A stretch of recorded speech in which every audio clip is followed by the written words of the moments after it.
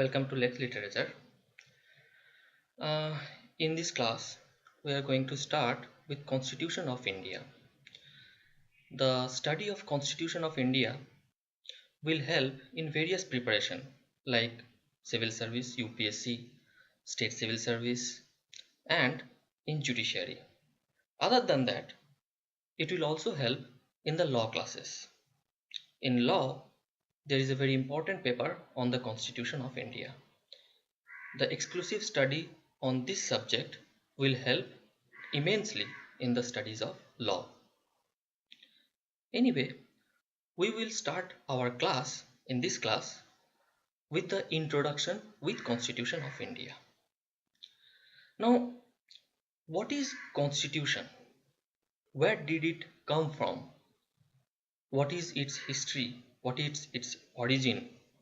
We have to know about these things before we get to know about the Constitution of India. For say, in ancient times, when there used to be kings and all, there was no concept of constitution. There was no democracy. There was no republic. But then, on the development of history, due to growth of the civilization, not Indian, in the world over, due to the growth of civilization, this modern concept, new ideas came. And as a rise of these new ideas, the concept of constitution and the idea of constitutionalism came into being. Constitution in our country, or for that matter in any country, is not just a book that we take and read. It is the society, it is the country, it is the state. To know our country, to understand our country, we need to understand the constitution of our country. Other than that, it also tells us our rights and our duties. Then what is actually constitution is? What actually the constitution is? The society that we live in, the political system surrounding us, the economics that influences our lives every day. Our constitution is a mix of these things. Our society, our politics, and our economic condition influence the constitution, and the constitution influence them. Let's take an example. Nowadays, there is an issue which is much in public debate. That is gender equality. What it says, men and women should have equal right. Good. But in our country, as we know our society, there is not much gender equality in our country, in our society. But there are some countries, mostly the Western developed countries, where although it cannot be called a complete gender equality, but much gender equality has arrived in recent times. But it was not as it is always.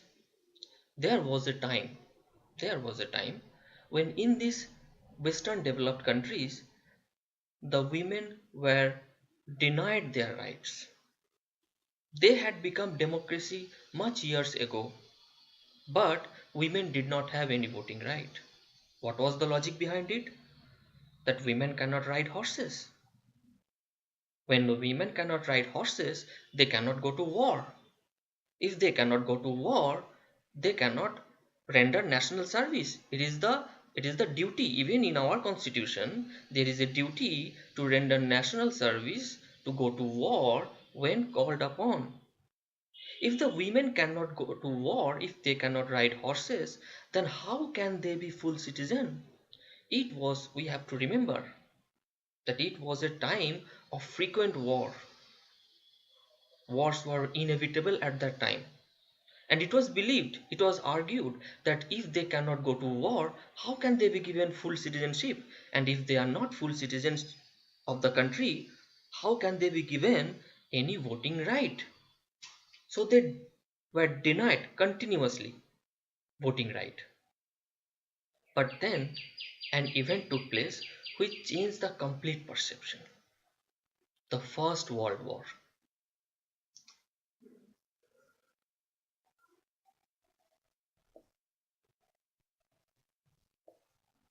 The First World War. What happened? In this war, all those male beyond 16 years of age, they were in the war front, fighting war against the against the Axis power, Germany, Turkey, these countries. Anyway, in a war, in a war, the most that is required is food and ammunitions. There is a huge shortage of these things in the country because all the supplies are there sent to in the war front. But all those people who were involved in production in the farms, in the factories, in the industries, they were in the war. Then who will produce these things? It was now the women who were in the industries, who were in the farm, who were in the factories. They started production. They continued production. And they kept on the supply that was required in the war front. It was then realized that women are equal with the men. Women should be given an equal right with the men because given chances, given opportunities, they can give similar output as the men. They can produce same quantity of production as the men. They can contribute equally like the men. It is no coincidence. It is no coincidence that the First World War ended in the year 1918 and in US through an constitution amendment the women were given voting right for the first time in the year 1920. It is no coincidence because they realized it. And from this realization, the constitutional amendment came. The constitution was influenced. Before that, the constitution did not allow the women the voting right. Similarly, in many other cases, in many other fields, the society, the politics, the economics has influenced our constitution. And to understand the constitution, an understanding of our society and our politics is very much required. Anyway, we will start with the Constitution of India.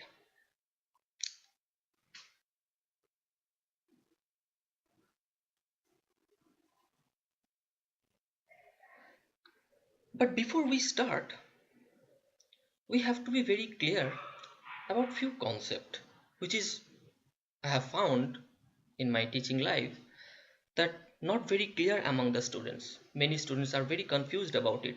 They use one term in the place of another term because the concept is not very clear among them. The three concepts that we need to understand before understanding anything, before we knowing anything, is the difference between country, state, and nation. A country,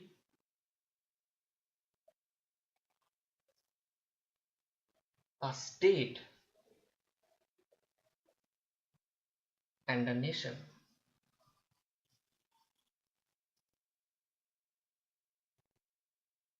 Some beliefs they are equal, they are same.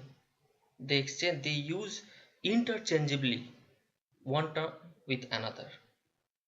But there is a great difference among these three concepts. Let us understand. A country is just a geographical concept. If we are asked what is the definition of India as a country, what will be the answer? India is a land between this degree longitude to that degree longitude. this degree latitude to that degree latitude, Himalaya in north to Kanyakumari in south. This is how we will define India as a country. Country is a geographical concept, nothing else.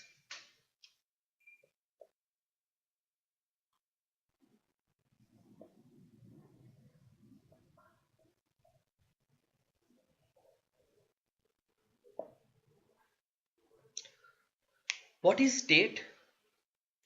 A state, please listen carefully.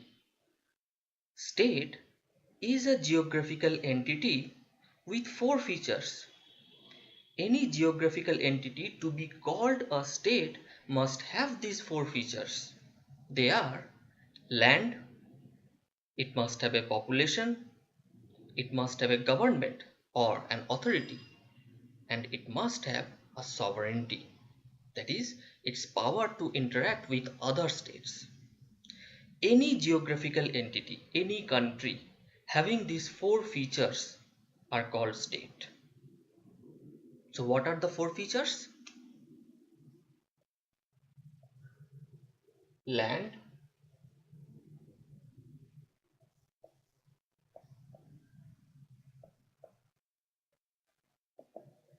population,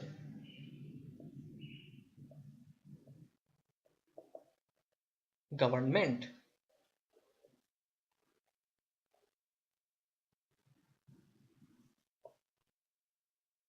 and sovereignty. Now, what is nation? Nation is a much new concept than this other two concepts. India was a country from the very beginning, even in ancient times. India was a state from the very beginning of human history. When there was Ashoka ruling, when there was Gupta kings ruling, Mughals ruling, even at that time, India was a state, or for that matter, there was many states in India. So the idea of country and state was there from the very beginning. But the concept of nation is very new. It's a very modern concept.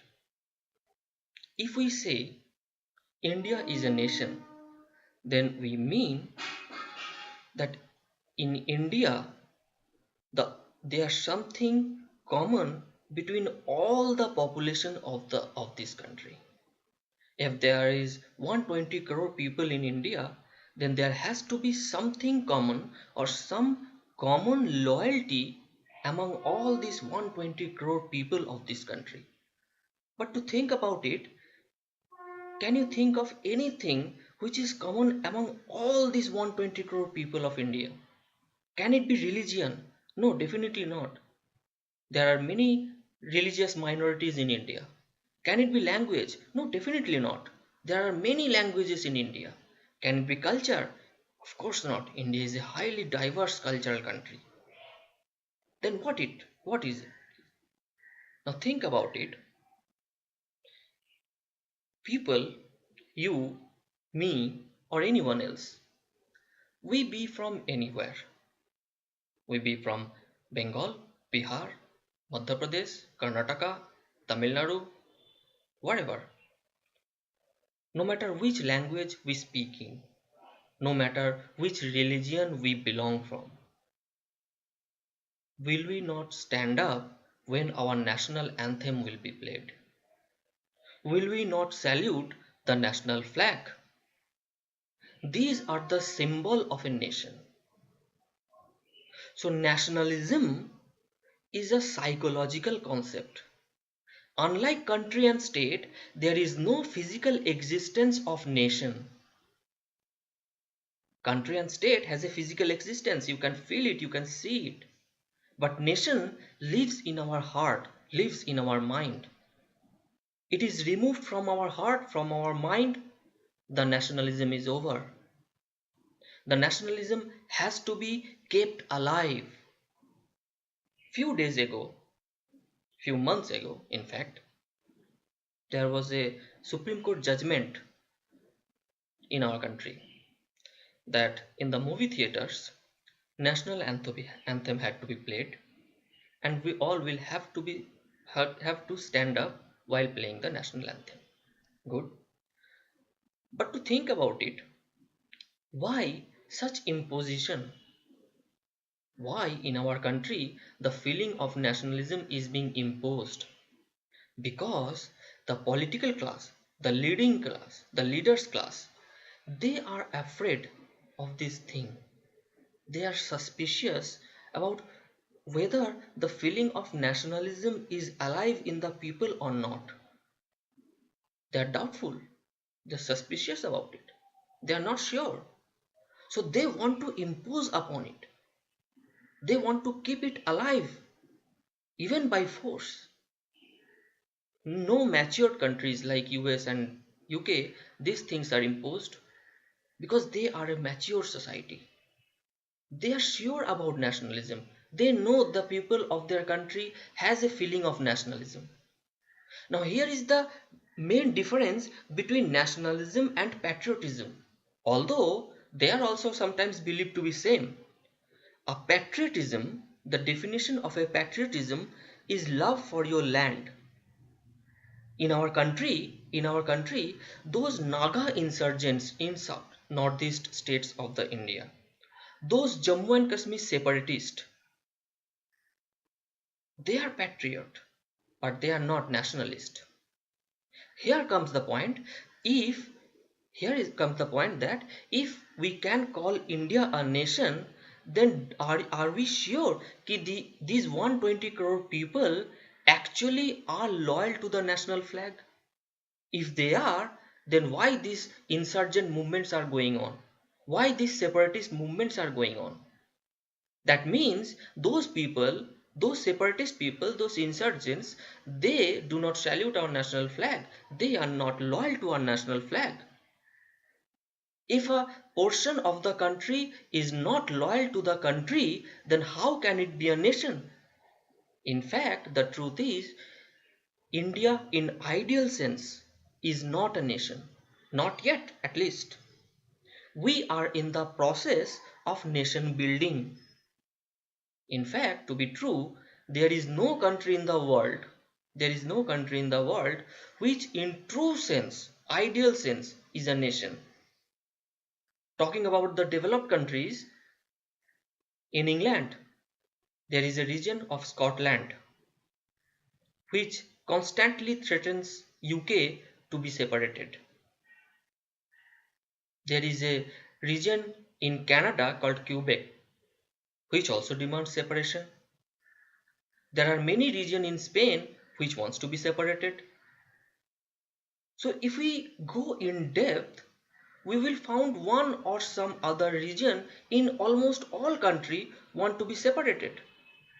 Tibet in China, for example, Balochistan in Pakistan, for example. So there is no, in ideal sense, there is no nation, except perhaps for one, and that is US. There is hardly any region which wants to be separated from US. So no matter how much we criticize US, we will follow US because we envy them. Because they have been able to do something which we can only dream of. They have built a nation. We are yet to build a nation. We are in the process, and this process had started even in the British period. In the British period, because rule the rule was in the British hand, the development growth of nationalism was slow.